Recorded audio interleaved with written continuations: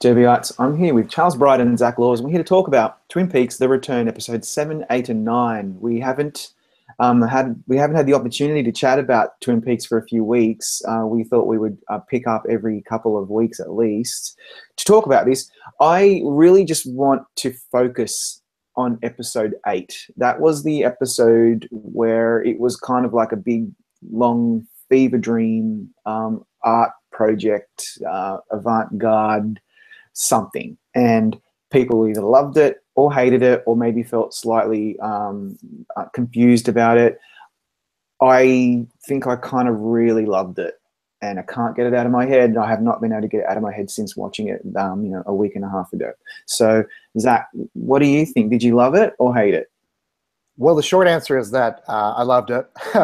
The long answer is that not only was it the best episode of television I've seen in 2017, but also one of the fullest expressions of David Lynch's obsessions, his talents, the things that have defined him and his art throughout these past 40 years now. It's the exciting thing for me about this show, and I know there's a lot of people who either love it or hate it, and I completely understand that, but the exciting thing about this show for me is that every single week I watch this show not knowing what to expect.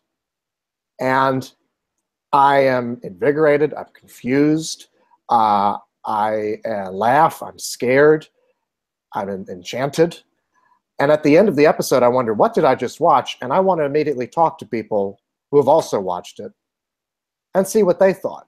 So this show is alive in a way that other TV shows and, quite frankly, most movies just are not. And that's really exciting. Wow. Yeah, 100%. Charlie? I don't know how I can follow that up. I mean, know. When you said, did I love it or did I hate it? I watched it. There's the middle ground. But no, I mean, like, as I've said so many times before, it's with this new thing, I basically I prepped myself by saying, we don't know what we're going to get, and we're probably going to get something that is not going to make a lot of sense. There's going to be a lot of crazy stuff in there, and boy howdy did episode 8 really deliver on that. And I was into it, though. I was into it. I mean, I know that with David Lynch, you're going to get something, and he always has this obsession with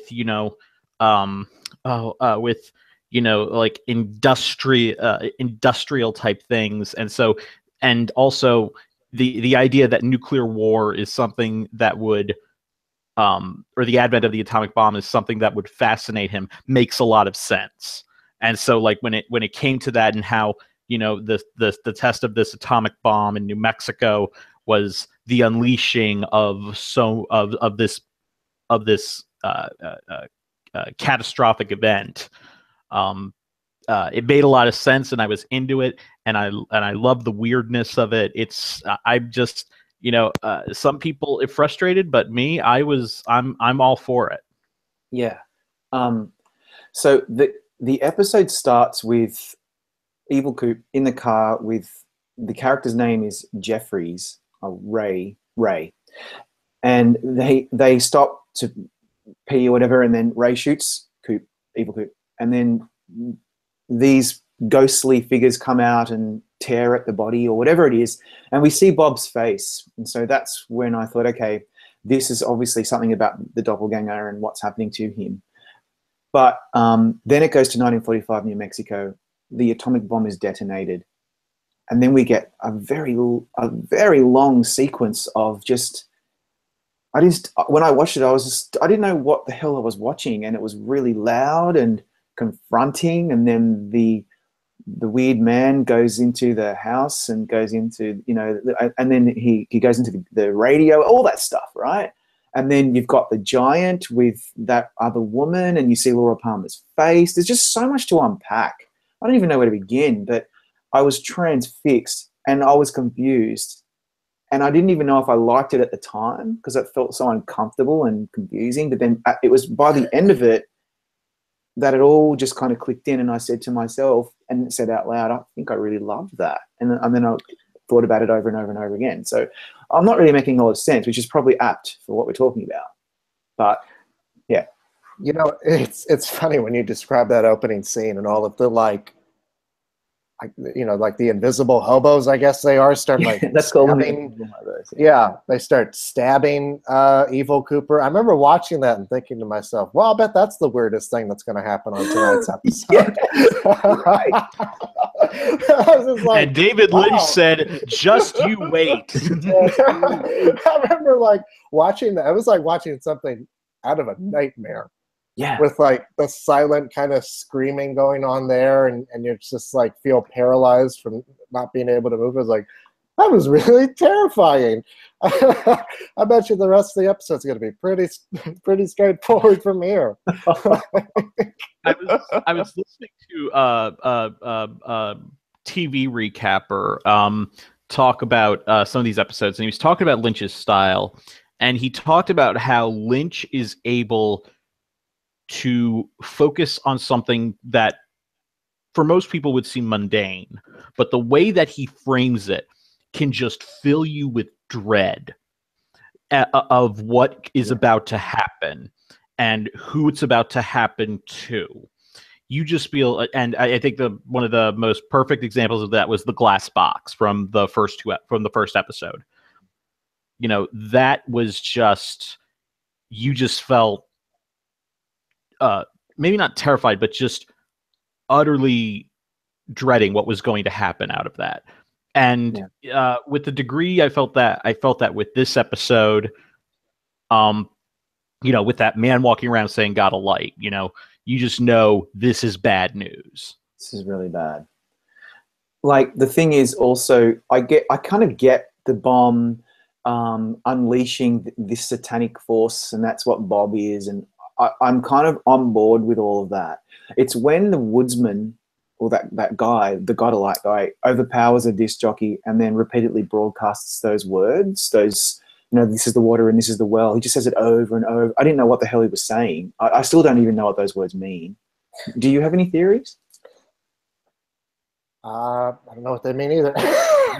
But it sure was scary the way he was like cracking that guy's skull, as he was saying it, and the way everyone kept falling asleep, and then that cockroach with frog legs crawled into the unconscious girl's mouth. Yeah. I don't know what it's like David Lynch.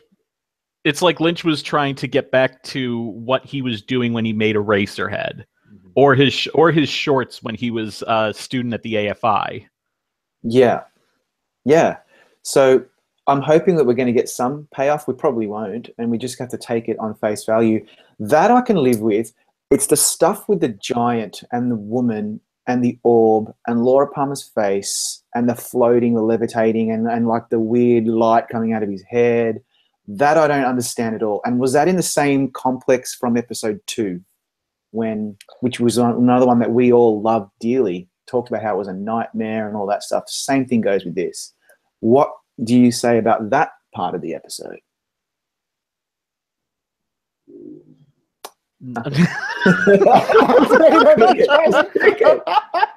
I got nothing. All right, well, again, just watching that giant float in the sky and the golden orb coming out of his mouth, I was like, wow, we're really going there. I'm guessing he's giving birth to Laura Palmer. I mean, we talk about how I think it's really interesting the way that Lynch is trying to explain that our predilection towards war and our creation of the atomic bomb is what accounts for all of the evil in Twin Peaks. I think that's really kind of fascinating. At least that's what I interpreted it as. And so I'm with you. I hope there's some kind of payoff. I think I feel like people ask, so what's going on in this season of what's the plot of this season of Twin Peaks? And it seems to be two different things. This is my theory. Okay. I think the driving plot is Dale Cooper getting back to Twin Peaks. I could be totally wrong about that, but it seems to be like him figuring out who he is again. And maybe that's why we've spent so much time with Dougie Jones, is that that's what the arc is that him rediscovering himself. But it also seems to be that he's trying to explain what led up to the events of Twin Peaks and give explanation to the other, as much explanation as we're going to get from David Lynch, but explanation of the supernatural satanic undercurrents of the Laura Palmer murder. Yeah, I think I do like your, especially the first both of those. And if it was just the first one, I think David Lynch should have titled this new series Twin Peaks: How Dale Cooper Got His Groove Back. Yeah, but that's much better. I think, yeah, it's definitely within that realm. And you know, I to a degree, I don't want this whole thing to be completely resolved. If there's no ambiguity at least to a certain degree, then it's not going to feel like David Lynch, you know, and it's going to feel like maybe he just sold everything out, you know. Yeah. So my main question that I'm having as I watch these episodes is what is going to be resolved and what is not. Yeah, and along those lines, I'm wondering if it's the Dougie Jones stuff that I need to be resolved. I need it to move forward. I'm getting frustrated, and I will admit that as a fan of the show, when it's about Dougie Jones, I start to lose a little interest, and that's because I'm getting impatient and I'm just desperate for that to start moving forward. Do you agree? Either of you agree with that? Well, I'll tell you, I'm with you in this sense. Every moment that there's like he takes a sip of coffee or he says a word that kind of relates to Dale Cooper, I'm like, here it comes. Here it comes. Here's the moment where he's going to, and then it doesn't happen. So I get your frustration in that. I do want to say, though, that the world of Dougie Jones that he's created is really funny, with Naomi Watts as his wife, Janie E., and Sonny Jim. It's so funny in that David Lynch way of like, it's kind of like normal America, but with just a little bit of a screw loose, you know, like what we saw in the original Twin Peaks. It's kind of like twisted Americana, and that's what's so great. That's why I don't hate the Dougie Jones stuff, is that the people around him, like not just his family, but I mean his coworkers, the way that they all just kind of like accept. Yeah, and the cops, those stupid, bumbling, overweight cops up there, hilarious. They're so good.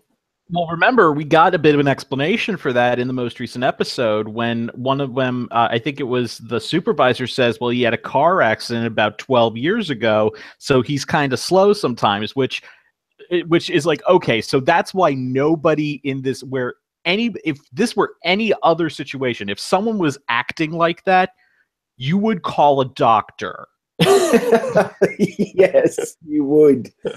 Which Naomi Watts is just getting around to getting him to. Yeah, and Naomi, how great is Naomi Watts? She's crazy. She's awesome. She's so angry. What's Janie E's problem? We are the 99% we drive shitty cars. Yeah. Oh my god. Hold on. There's the other thing that we haven't met since the last time you guys, because I wasn't with you for the last one, which was episode 5.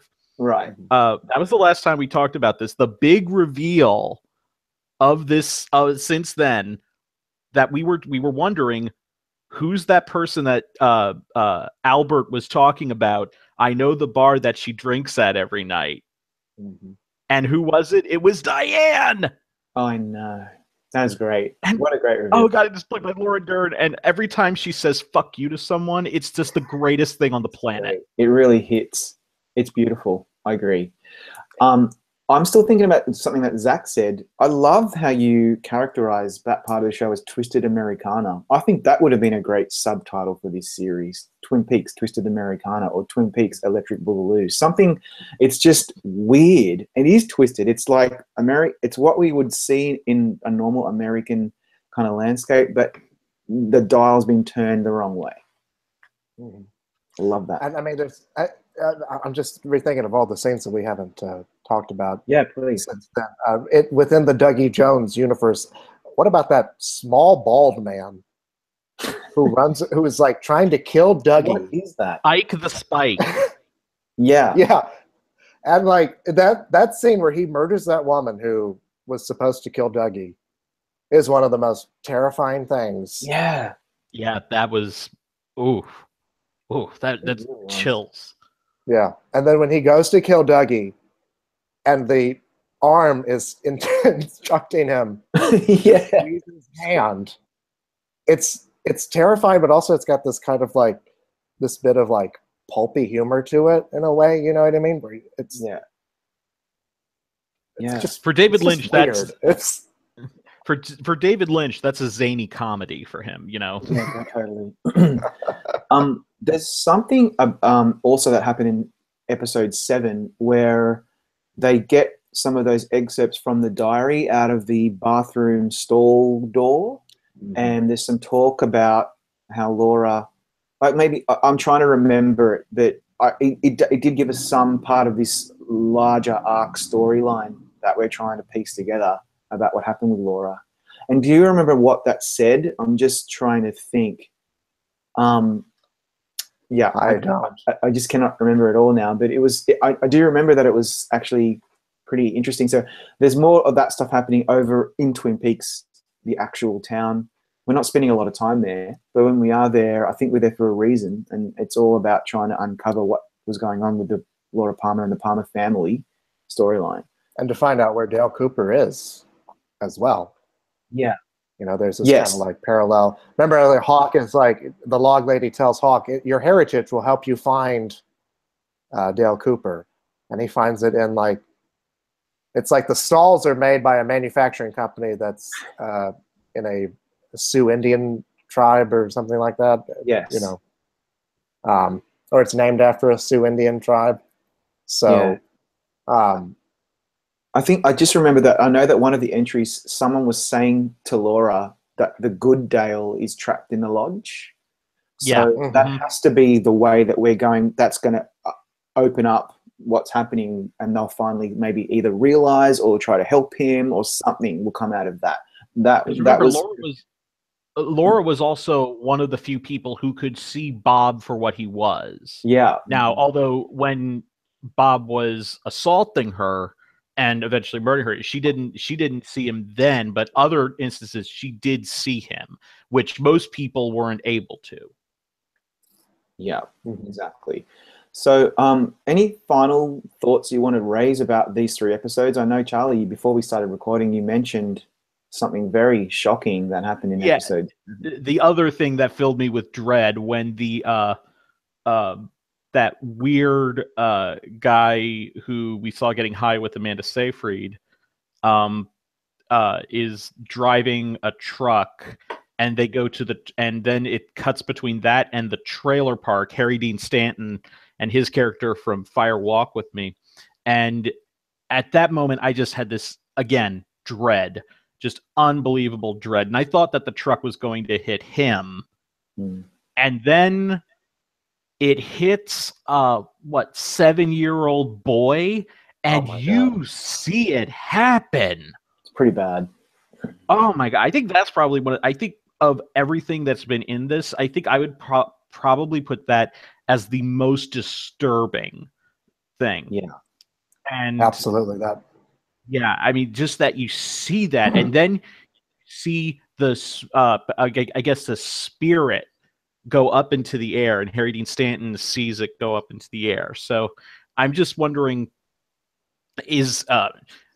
I'm really hoping that has some sort of further implication and is explained, because if Lynch put that in there just to have that in there, I honestly find that quite disturbing. And it takes a lot to get me to say that. It's very disturbing. I mean, the whole build up to that, I mean, it's very dreadful. I mean, speaking of which, this was something I wanted to bring up as well. Now, Harry Dean Stanton, he was in the movie, and he played like the landlord or owner of a mobile home unit that Ronna Pulaski lived in, right? Remember in the first murder that Leland Palmer committed, and there was some information given about that in episode 9, right? That Gordon found out about. Mm-hmm. So is that going to tie in together? Is he still playing the same character as he was in the film? Good question. I would have to suspect so. Yeah, you'd think so. I think so. Yeah. Wow. Yeah, that's pretty cool. You know. And speaking of, oh no, go on. No, please go ahead. I was, and speaking of episode 9, so we finally got back to the Matthew Lillard character. Yeah. And he talks about his website that he set up to view, to try to communicate with these with this alternate dimension. Have any of you gone to the website? No. Oh God, this website they have. Yes, they have put up this website. Oh my God, I didn't know. We have to check it out. Yeah, I'm gonna bring it up right now so I could at least say to our listeners what it is. But it's actually really beautifully done as like a piece of marketing for this. It's cool. Beautifully done. Okay, well there you go. Well, I'm going to be checking that out very shortly. Maybe while we're waiting, what was that character hallucinating with his foot talking to him, and he was kind of yelling at his foot at the end? Oh, Jerry Horn. Yeah, Jerry Horn. Yeah, that was Jerry, who is now completely whacked out on drugs all the time. Yeah, I guess he was just stoned. And we've all been it's there. It's more than that, man. Yeah, right.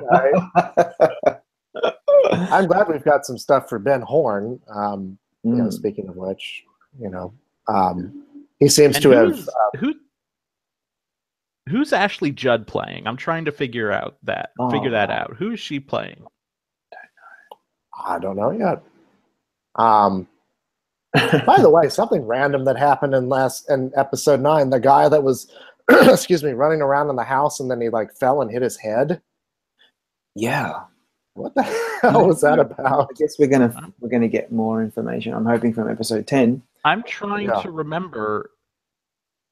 I think that was the other Horn. His son, Johnny? you mean? Johnny? The son, the one that always wore the Indian headdress. That's what I thought initially, but I wasn't sure. Okay. Yeah. Well, there you go. One thing that I wanted to say before we head off is, do you understand the criticisms? Because we know someone who we're quite good friends with, I won't mention his name, and a few others actually at Gold Derby have mentioned that they're not really into this and they think it's terrible, or they don't get it, or they're not loving it like we are. And I get it. I understand why maybe this is not for everybody. It's not going to be, I think, a mainstream popular success, because most people would watch this and probably just not understand the whole Lynchian vibe. Do you agree with that? Well, I think part of it is that there are fans of Twin Peaks who aren't necessarily David Lynch fans, if that makes any sense. Yeah, you're right. And so I guess that, because Twin Peaks was this really kind of bizarre thing where he took these sensibilities from movies like Blue Velvet and Eraserhead and then put them into a primetime soap opera. And I was talking to a friend of mine yesterday who said that one of her issues with it was that she missed the kind of Americana of it, I guess. The world of Twin Peaks, as it were. But I think the thing that I like about it is that it's not just sort of a nostalgia fest, he's trying to do something different with it. And it's not necessarily him going back to a different time in his life. He's grown and developed as an artist in the 25 years since he made that. So, that to me is what's so fascinating about it, is that it is something that's wholly original. And I think what's the most important thing about this is that when I watch this, there is no doubt in my mind that this is what David Lynch wanted to make. Remember with Twin Peaks, there were other writers on the show. There were other directors for other episodes. But this is all his. And this is what he wants to do. So you know, I'm completely game for it. And and as someone, you know, who appreciates someone, you know, being able to uh, uh, work to their full, exercise their artistic license to their full ability. I really think that that's an amazing thing. And I think that what I'm actually going to be waiting for, to always bring this back around to awards, is when we get to honors like the Directors Guild of America and the Emmys next year in the directing category, especially. I wonder if I think that there might be enough respect for what Lynch was able to accomplish in just getting this made that he could get nominated here. And let's not also say he also deserves to get nominated because this is brilliantly directed. Agree. This might be one of the best things Lynch has ever done. Yeah, there's a lot of, I think, residual goodwill from, I mean, especially, I don't know how he didn't win for directing the pilot of Twin Peaks 27 years and ago. It was a tie. I mean, yeah, all due respect to the two gentlemen who won, but I just don't. I mean, I wonder if, like, since, you know, he was sort of the first film director to go to television, to like choose to go to television and do something new in television, if there was some kind of ill will towards him overall in the director's branch of the TV Academy. This idea of, like, who do you think you are coming into our turf? Yeah. But on the other hand, he got nominated, so I don't know. But with the influx of, as we've seen in this year's Emmy nominations, there's a lot of movie people going to TV now to kind of exercise some kind of artistic freedom. So perhaps this time next year, we'll be talking about David Lynch finally winning an Emmy. I certainly hope so. Yeah, I really do. Absolutely. Thanks, guys. So go ahead. I found the website. It's called thesearchforthezone.com. If you go to thesearchforthezone.com, you will be transported back to the glories of GeoCities and all wow websites. I want you guys to take some time and go to it. Go to it right now. Okay. I just looked that up. Yeah. Search for the zone. The search for the zone. Searchforthezone.com. I got to write that down so I don't forget it. Oh, that's gold. Yeah, isn't it wonderful? God, this looks very similar to one of the first websites that I ever made, and God, I wish I still had that somewhere cached somewhere in my. It actually reminds me of the website for the Heaven's Gate cult. It does. Oh my God! GeoCities, doesn't it? Yeah, it's wonderful. Yes. Everybody, please check it out. Yeah, and it is so crazy. And apparently, I read that there was some people who actually went and thoroughly examined everything on here and actually found that there are kind of clues, but I didn't listen further because I didn't want to find out anything. I just want to be surprised as things come along. But it was just, this is apparently insanely well done. It's HTML for beginners, and it's wonderful. Everybody check it out. All right. Including the site, the visitor counter at the top. I love that. I always had to make sure I had my visitor counters on my old GeoCities websites. It's very important. Okay, everybody. Thank you very much. We'll reconvene in a couple of weeks, and I hope we get more episodes like episode 8. See ya. Same here.